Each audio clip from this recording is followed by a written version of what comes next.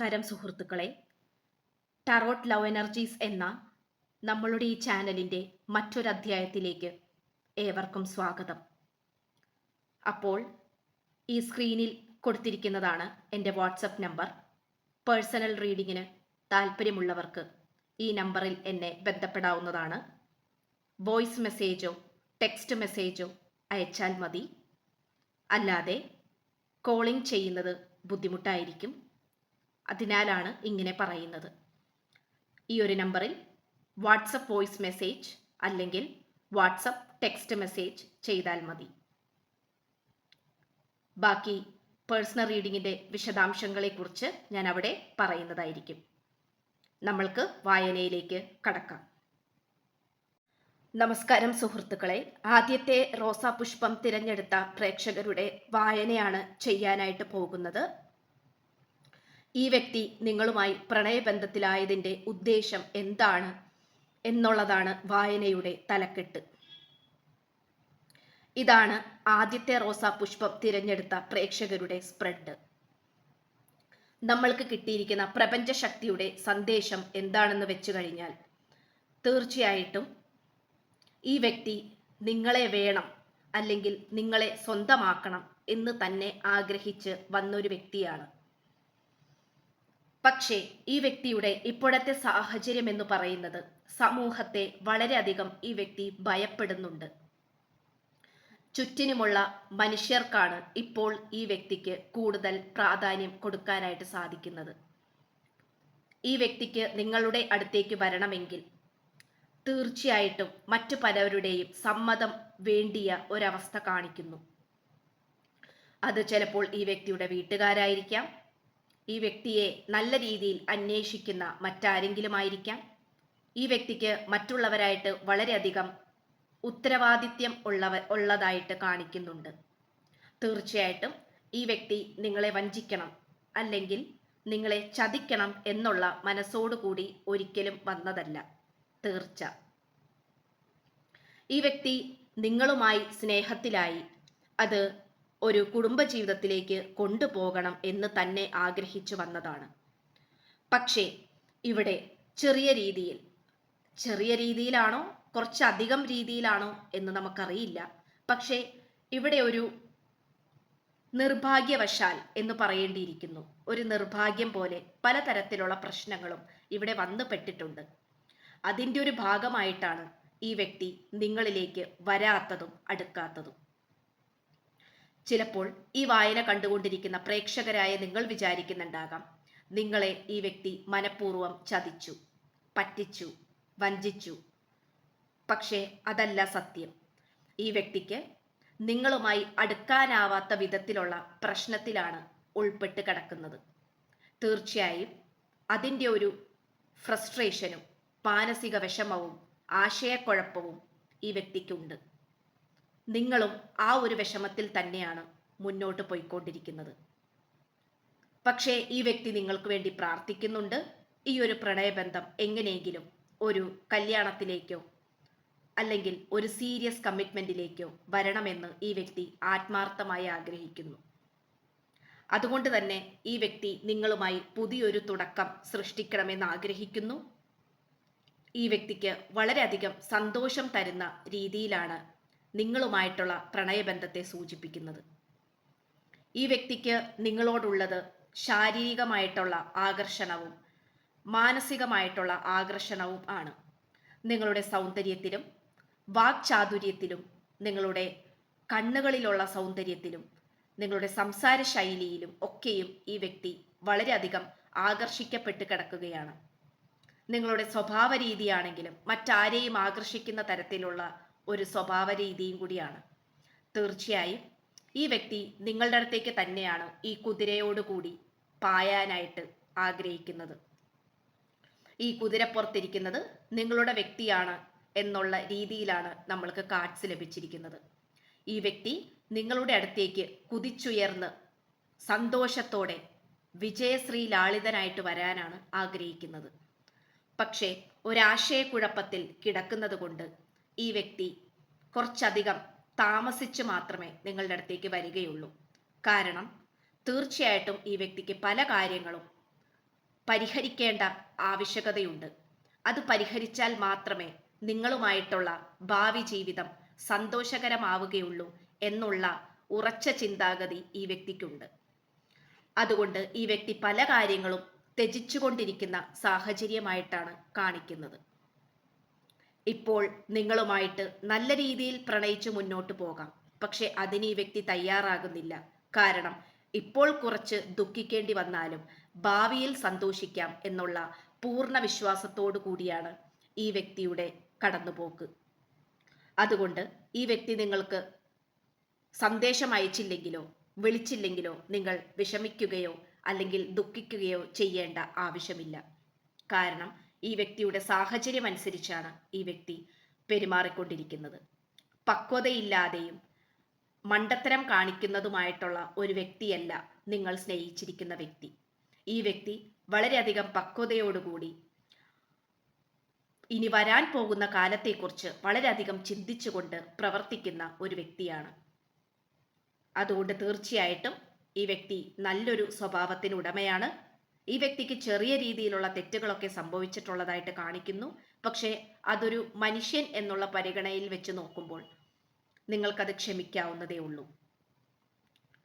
നിങ്ങളായിട്ട് ഒരു പുതിയ തുടക്കം തന്നെയാണ് ഈ വ്യക്തി ആഗ്രഹിക്കുന്നത്. അല്ലാതെ ഇവിടെ വെച്ച് ഈ പ്രണയബന്ധം എങ്ങനെയെങ്കിലും മുറിഞ്ഞു പോകണം എന്ന് ഈ വ്യക്തി ഒരു കാരണവശാലും ആഗ്രഹിക്കുന്നില്ല.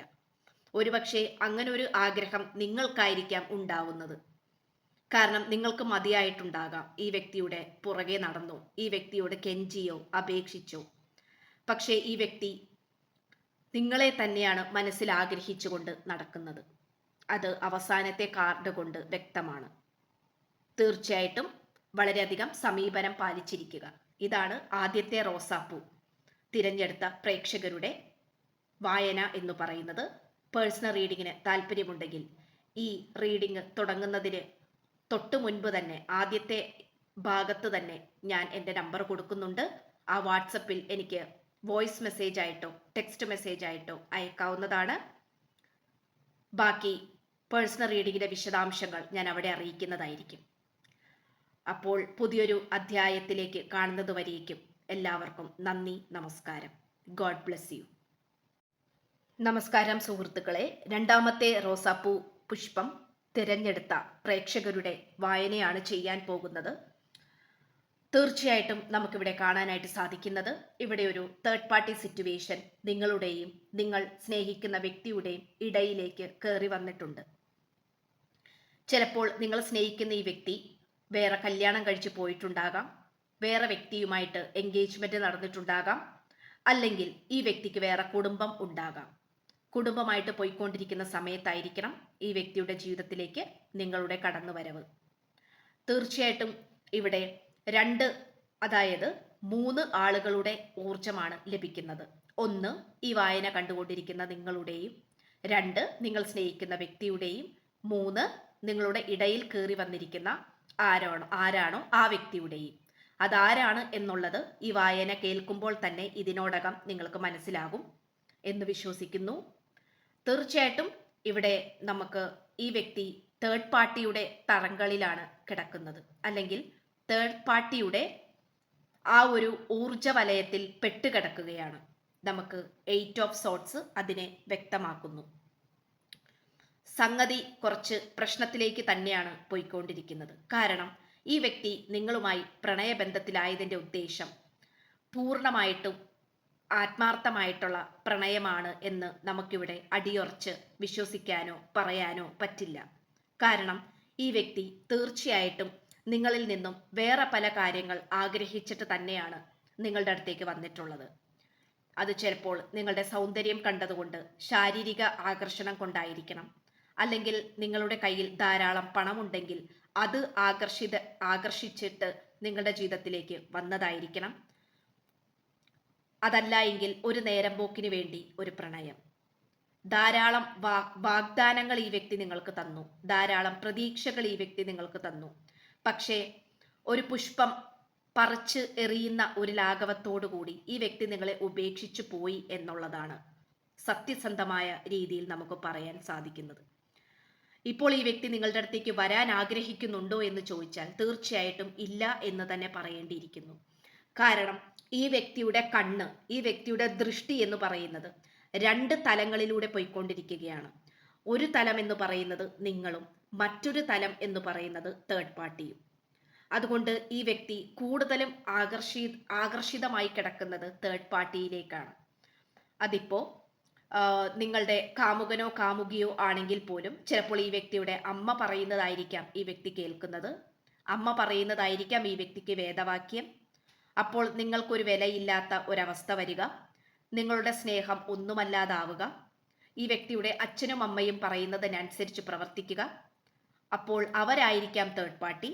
നിങ്ങളുടെ സിറ്റുവേഷൻ അനുസരിച്ച്, സാഹചര്യം അനുസരിച്ച് തേർഡ് പാർട്ടിയെ വിലയിരുത്താം.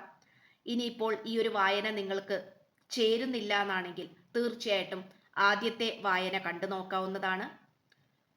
ഇത്രയുമാണ് നമുക്ക് ലഭിച്ചിരിക്കുന്നത്. ഈ വ്യക്തിയെ കണ്ണ് കെട്ടി വെച്ചിരിക്കുകയാണ്. കണ്ണ് മാത്രമല്ല, ഒരു കത്രികപ്പൂട്ട് പോലെ ശരീരം മൊത്തം ലോക്ക് ചെയ്ത് വെച്ചിരിക്കുകയാണ്. ഇതിന്റെ പ്രധാന ആണി എന്ന് പറയുന്നത്, അതായത് ഉത്തരവാദി എന്ന് പറയുന്നത് തേർഡ് പാർട്ടി തന്നെയാണ്. ഈ തേർഡ് പാർട്ടിക്ക് ഈ വീഡിയോ കണ്ടുകൊണ്ടിരിക്കുന്ന പ്രേക്ഷകരായ നിങ്ങളെ നല്ല രീതിയിൽ തോൽപ്പിക്കണം എന്നുള്ള ഉറച്ച മനസ്സോടുകൂടി പോയിക്കൊണ്ടിരിക്കുന്ന ഒരു വ്യക്തിയായിട്ടാണ് കാണിക്കുന്നത്. തീർച്ചയായിട്ടും ഈ വ്യക്തിക്ക് അതുകൊണ്ട് തന്നെ പലതരത്തിലുള്ള ഭാവമാറ്റങ്ങൾ, സ്വഭാവ രീതികൾ ഒക്കെ നമുക്കിവിടെ കാണാനായിട്ട് പറ്റുന്നുണ്ട്. ഈ വ്യക്തി നിങ്ങളോട് സ്നേഹത്തോടു കൂടിയാണ് പെരുമാറിയതെങ്കിൽ തീർച്ചയായിട്ടും ഇപ്പോൾ ദേഷ്യപ്പെടുന്നുണ്ടാകണം, ചീത്ത വിളിക്കുന്നുണ്ടാകണം, അസഭ്യ ഭാഷകൾ പറയുന്നുണ്ടാകണം, നിങ്ങളെ വേണ്ട എന്നുള്ള രീതിയിൽ പറയുന്നുണ്ടാകണം. കാരണം ഈ വ്യക്തിക്ക് നിങ്ങളോടുള്ള സ്നേഹം 100% സത്യസന്ധമായിരുന്നില്ല. തീരെ സ്നേഹമില്ല എന്നും പറയാൻ ആവില്ല. ഒരു 100% നോക്കുകയാണെങ്കിൽ ഒരു 30%എങ്കിലും ഈ വ്യക്തിക്ക് നിങ്ങളോട് സ്നേഹമുണ്ടായിരുന്നു. ബാക്കിയെല്ലാം ഈ വ്യക്തിയുടെ സാഹചര്യത്തിനനുസരിച്ചുള്ള പെരുമാറ്റമായിരുന്നു. ഈ വ്യക്തിയുടെ സാഹചര്യമാണ് നിങ്ങളുടെ അടുത്തേക്ക് എത്തിച്ചേർത്തത്. അപ്പോൾ അത് ചിലപ്പോൾ നിങ്ങൾക്ക് മനസ്സിലായിട്ടില്ലായിരിക്കാം. പക്ഷെ ഈ വ്യക്തിക്ക് പൂർണ്ണ ബോധ്യമുണ്ട് ഈ വ്യക്തി എന്താണ് ചെയ്തുകൊണ്ടിരിക്കുന്നത്. അതുകൊണ്ട് നിങ്ങൾ ഈ വ്യക്തിയെ ഇപ്പോൾ ആലോചിക്കുന്നില്ല എന്നാണെങ്കിൽ അങ്ങനെ തന്നെ മുന്നോട്ട് പോകാനായിട്ട് ശ്രമിക്കുക.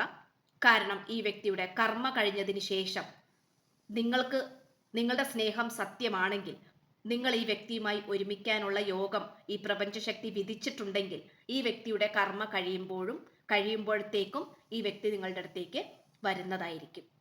അത് വളരെയധികം കുറച്ച് ആളുകളുടെ കാര്യത്തിൽ മാത്രമേ നമുക്കങ്ങനെ പറയാൻ സാധിക്കുകയുള്ളൂ. അല്ലാത്ത പക്ഷം നിങ്ങളുടെ വ്യക്തി മോശപ്പെട്ട കർമ്മകൾ ചെയ്ത് മുന്നോട്ടങ്ങനെ പോയി ജീവിതം തള്ളി നീക്കുന്നതായിട്ടാണ് നമുക്കിവിടെ കാണാനായിട്ട് സാധിക്കുന്നത്. അപ്പം ഇതാണ് രണ്ടാമത്തെ റോസാപ്പൂ പുഷ്പം തിരഞ്ഞെടുത്ത വ്യക്തികളുടെ വായന എന്ന് പറയുന്നത്. പേഴ്സണൽ റീഡിംഗ് താല്പര്യമുണ്ടെങ്കിൽ എൻ്റെ നമ്പർ ഞാൻ ഈ വീഡിയോൻ്റെ തുടക്കത്തിൽ തന്നെ കൊടുത്തിട്ടുണ്ട്. എനിക്ക് വാട്സപ്പ് സന്ദേശം അയച്ച് ബാക്കി വിശദാംശങ്ങൾ തേടാവുന്നതാണ്. പുതിയൊരു അധ്യായത്തിലേക്ക് കണ്ടുമുട്ടുന്നത് വരെയും എല്ലാവർക്കും നന്ദി, നമസ്കാരം. God bless you.